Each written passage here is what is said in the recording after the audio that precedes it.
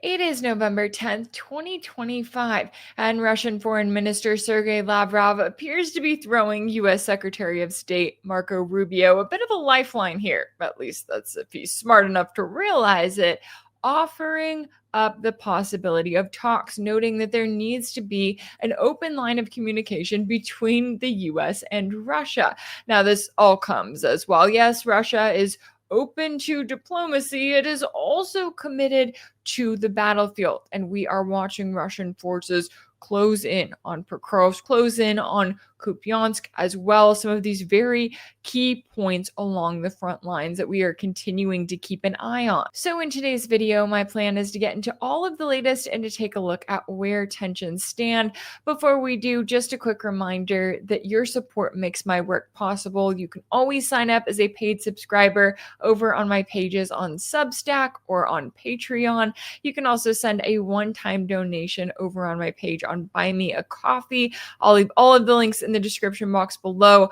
And if you're looking for audio-only episodes, those are now available on Spotify. Okay, I think that's all of the announcements I have. So now let's get into the latest, as we heard from Lavrov in a recent interview, in which he said that he is prepared to hold another face-to-face meeting with Rubio, signaling Moscow's interest in keeping diplomatic channels open, even as it refuses to shift its terms for ending the war in Ukraine, Fox News says. The offer was delivered to the state news agency RIA Novosti and first reported on by Reuters on Sunday, with Lavrov saying, "Secretary of State Marco Rubio and I understand the need for regular communication. It is important for discussing the Ukrainian issue and promoting the bilateral agenda.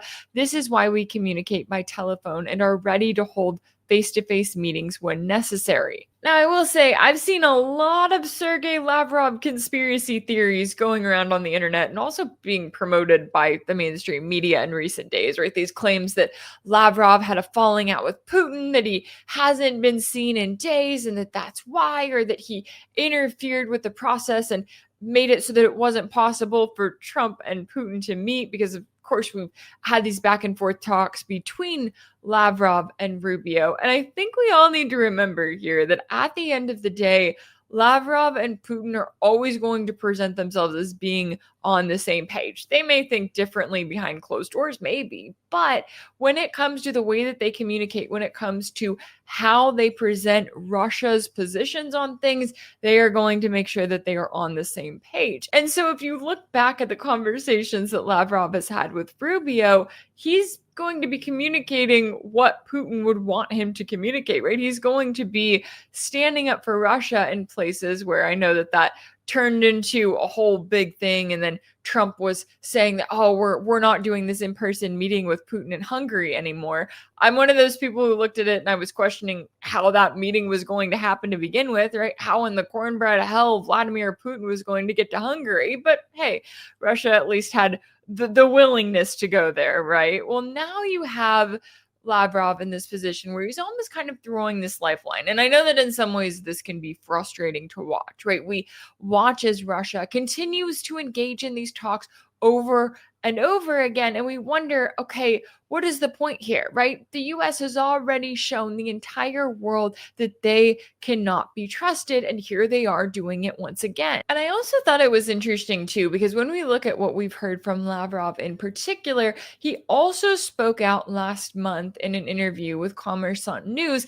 in which he gave a little bit of insight into what was said during this summit that happened in Alaska. That's where he said that Russian President Putin brought to Alaska a response to the proposals delivered by U.S. Special Envoy Steve Witkoff to Moscow a couple of weeks before, and that the Russian president took time for considerations at that time and said in Alaska that he is ready to agree with the concept which Witkoff had brought because it reflects the understanding of the root causes in the first place and is aimed at eliminating them. So as you may remember, back on August 6th, Steve Witkoff went to Moscow and met in person with Putin, where they spoke for around 3 hours. And it's crazy to think that it's been nearly 3 months since all of this happened, but if you go back to August, that's also when Trump was going off on social media, claiming that he had come up with these deadlines for Russia. He kept changing them, insisting that Russia has to agree to a full ceasefire in Ukraine, or else he was going to announce sanctions on Russian oil and sanctions targeting the countries that continue to work with Russia. He has since done a version of that, which is notable. But that's kind of what was happening in the atmosphere. Then you had Steve Witkoff make this trip to Russia. And you had that happen on the 6th of August. And then just over a week later, on the 15th of August, that's when Trump and Putin came face to face in Alaska. So we had this really hastily thrown together summit in Alaska. And Trump went into it expecting that he was going to get a full ceasefire, right? That's exactly what he was trying to achieve. He made that very clear. Clearly, he didn't get that, but there were a lot of question marks surrounding what was said, first of all, and if there was some form of agreement that was made between the two of them, or even just the framework for an agreement to be made between Russia, the US, Kiev, NATO, all of the different parties that are involved in this conflict. What I'm kind of curiously watching here is what Russia is willing to agree to when it comes to those security guarantees, and if any of that matters. And we'll get to the question of if that matters here in a second. And now let's go back to Lavrov's latest comments, in which he said that he was ready to meet US Secretary of State Marco Rubio, but that Russia's interests would have to be taken into account for there to be peace in Ukraine. This is a reminder that we really have to give props to Sergey Lavrov here. This man is a renowned diplomat, one of the best, if not the best, at his craft. And yet he's having to meet in person with Marco Rubio, of all people. He is really working for that paycheck, right? Having to come out and say, oh, yeah, sure, I'll meet with him. Now, when he mentions taking Russia's interest into account, that's also a reminder that up until this point, the US, Kiev, NATO as a whole, they have not cared about Russia's interests. They have not cared about Russia's security concerns. That's how we got here in the first place, was they're not only not caring, but actively threatening Russia's security, right? Taking the NATO alliance right up to Russia's border, forcing a coup in Kiev so that the government there would be one that NATO could directly control and fund and prop up, that the military could be built by the West, so that the intelligence services could be built by the CIA and the MI6. That was the goal all along. So this idea that, oh, the West in any way, shape, or form cares about Russia's security concerns is simply not possible. But I do think it is notable that Lavrov is bringing this up, because it almost kind of seems like his version of saying, hey, Marco Rubio, I'll meet with you and I'll talk with you. However, you need to keep in mind, well, you know what I'm going to say, right? You know exactly what Lavrov is going to walk in the room and say, what he is going to bring up. And the fact that someone like Rubio is not going to want to hear it, because in his mind, he is only seeing Ukraine. And that's all he really has the capacity for, is the NATO agenda in Ukraine. And speaking of that NATO agenda, you also have reports that the US fully supports the European Commission's plan to use up to 185 billion euros, most of the 210 billion euros worth of Russian sovereign assets currently frozen in Europe, to support Ukraine without officially confiscating them. Now, I'm very curious to see how this plan is actually going to work, but of course the US is supportive of it, right? Because the Trump administration is on this whole scheme of, oh yeah, we're going to sell the weapons to Europe, then they're going to send them over to Ukraine, acting as if that is going to change anything about the current processes, that the US is going to really get into some major payday when Europe doesn't have the money in the first place. I mean, they're having to look at all of these frozen Russian assets, still having to figure out how in the world they're going to make things work. But it's a reminder that the US is all in on this war, right? The US is not pursuing peace in any way, shape, or form when it comes to Russia, and they've made that very clear. And I know that as I say that the US has made it very clear that they don't want peace, then you may be listening to that and going, okay, well, why is Russia wasting their time pursuing any of these talks with the West? And I think that there are a number of different reasons. I know I have kind of a variety of guests on my show, and I'm very grateful for that, right? I'm grateful to have people come on that are enthusiastic and positive about Russia, that are critical and a little bit more cynical about Russia, and then also people that are somewhere in the middle. And I think for myself, I kind of fall into that somewhere in the middle category to a certain extent. I do see the position that Russia is in. I see the fact that, look, the US wants an outright no, right? That's what they want at the end of the day. They want Russia to come out and to say, no, we are not giving you a ceasefire. We're not talking with you. We're not, wasting our time going back and forth with you. No, this war is going to be decided on the battlefield.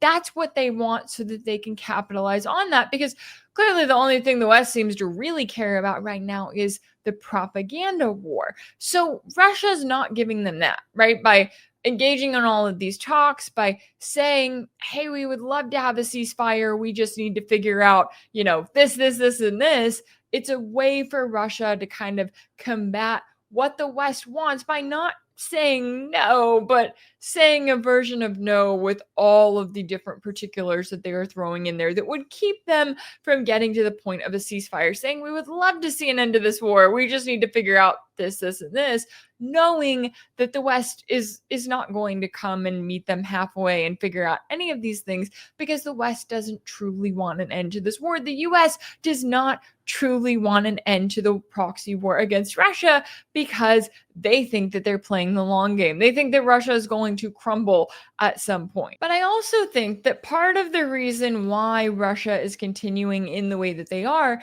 is because of what's happening on the battlefield right now. So it's almost like every time that Trump comes up with this idea that he needs to meet with Putin in person, or he needs to, have talks between top officials like Lavrov and Rubio, Russia's response is to say, okay, sure, like dangle the carrot in front of him, right? Essentially go, oh yeah, we would love to send Putin to Hungary. Okay, yeah, let's do that. And even though we can look at that and go, how in the cornbread hell is Vladimir Putin going to get to Hungary? And we can have that conversation. Russia's in that position of not saying no. But while they're not saying no, while they're having these diplomatic essentially distractions that, yes, are frustrating to watch play out, they also are fully focused on the battlefield and fully focused on this ongoing war of attrition targeting Kiev's forces, which is then targeting NATO. And it's getting bad when even the mainstream media in the West are admitting that Russian forces are on the verge of taking Pokrovsk. Now, as friend of the show Mark Sloboda noted last week, the battle for Pokrovsk is essentially over. This is basically, as he described it, mopping up operations that are going on, and the battle for Kupiansk is very, very close to being over. And Russia's already moving on here, right? But it's notable to kind of watch the way in which the Western media are kind of catching up to this reality, right? Because for so long it was, oh, Pokrovsk isn't going to fall, right? Oh, no, that's not going to happen. Or, oh, Kiev's forces are standing strong. But now we're starting to see them come to reality just a little bit, just in the slightest. And that's what happens when they see the writing on the wall, essentially, and realize they're going to have to start putting out articles saying that this is getting really bad, that Pokrovsk is about to fall to Russian forces, because that's what's already happening. And it's just kind of their first step in actually acknowledging reality, even though, as they say that, they still remain a bit too optimistic. You've got ABC News saying Ukraine faces potential fall of Pokrovsk to Russia after 18-month battle of attrition. We also have the reports that are trying to downplay the significance of Pokrovsk, right? Claiming that it's just some small little town, or, oh, it's completely destroyed now, not realizing the significance of that destruction, the significance of what this town was for Kiev when it comes to a key transport and logistics hub. Or to that point, the significance of when you get a statement like the one we got a couple weeks ago from top Russian officials saying, hey, we've got over 10,500 Ukrainian forces surrounded in Pokrovsk and Kupiansk. Kiev's officials immediately respond and they say, oh no, that's not true, right? They deny reality. And then the Western media parrots that. But none of them seem to realize, or maybe they do realize and they just don't want to admit it, that the reason that Russian officials are making those announcements, the reason that you have Russian President Putin sitting there telling the world, we have all of these forces surrounded, we're giving them a chance to surrender, is because it's already over, is because they already see the writing on the wall, and they would not make a statement like that if they did not have the confidence of knowing that these are the end days of Kiev's stranglehold on Pokrovsk or on Kupiansk. And for those downplaying the significance of Pokrovsk in particular, we have to remember that not only does Kiev stand to lose a key logistics hub in the Donbass, but access to Pokrovsk will also give Russia access to Konstantinivka in the northeast and will further help their drive towards the last two major remaining Ukrainian-controlled cities in Donetsk, Kramatorsk, and Slavyansk. So it's a reminder that it is only a matter of time at this point. It's only a matter of time before we start to see Kiev's defenses really crumble, before we start to see Russian forces gain even more territory. And look, it's not about territory. That's not what Russia is in this for. However, we do have to remember that following the referendums that were held in these four territories back in 2022, Russia sees them as part of the Russian Federation. So when it comes to, in particular, Donetsk, which is the big one that we're talking about right now, Russia is trying and working to liberate that entire republic to make sure that it is part of the Russian Federation, as is part of their constitution. I mean, if Kiev's conscription efforts are having to resort to deceiving and arresting Angelina Jolie's driver during her latest vanity tour to Ukraine, that tells you that things aren't really looking good. But of course, this is what a war of attrition looks like. And the propaganda war, which we're seeing carried out right now by the media, the Western politicians, all of the NAFO trolls on social media, where I don't know where their funding came back from, but it's definitely back. They are out there and out there in droves, it feels like, especially on X. All of these different people are playing into the propaganda war. And every time I do a video like this talking about the situation in the Donbass, I will get comments saying, oh, Pokrovsk is never going to fall. That's not going to happen. Blah, blah, blah. Like, Russia's not going to win this and that. And it's like, okay, you can believe that all you want to, but that's not the reality of the situation on the battlefield. So going into this week, because it is Monday, it is a rare solo episode on a Monday, my plan is to continue to keep an eye on the situation on the front lines and between Russia and Ukraine, and to continue to cover in particular the situation around Pokrovsk if we do get that kind of final announcement this week that Russia has finally taken control of the entire city. And on top of that, I'm also keeping an eye on what's happening right now at the White House. I know I didn't really cover that in today's video, but I will be covering it more as we get into this week. And that is the visit of former al-Qaeda leader Abu Muhammad al-Jawlani to meet with Donald Trump. Now, if you're a paid subscriber, you already know that this was a big topic in yesterday's episode of Sanction, my exclusive weekly deep dive series for my paid subscribers. So you already know my whole spiel there. But if you're not a paid subscriber and you want more information about that, there's your chance to sign up. And I will also note that when it comes to this meeting, I'm very curious to see what agreements are made between al-Jawlani and Trump, because we've already got reports going into this that there's plans for a security pact between the US, Israel, and Syria, which is just what the Syrian people would want, just like they would want the former al-Qaeda chief as their president in Damascus, because again, this was not a democratic election by any means.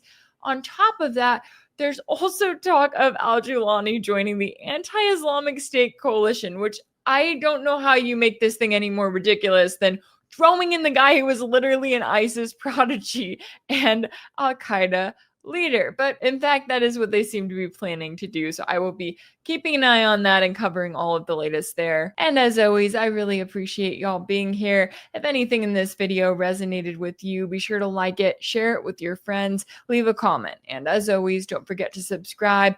And if you want to keep up with all of my work, make sure that you're subscribed to my page on Substack. That's rachelblevins.substack.com. That's where you'll find ad-free videos and, of course, new weekly episodes of Sanction, the exclusive weekly deep dive series for my paid subscribers. You can also find Sanction over on my page on Patreon. That's patreon.com/RachelBlevins. As always, thank you all so much for all of your support, and I'll see you next time.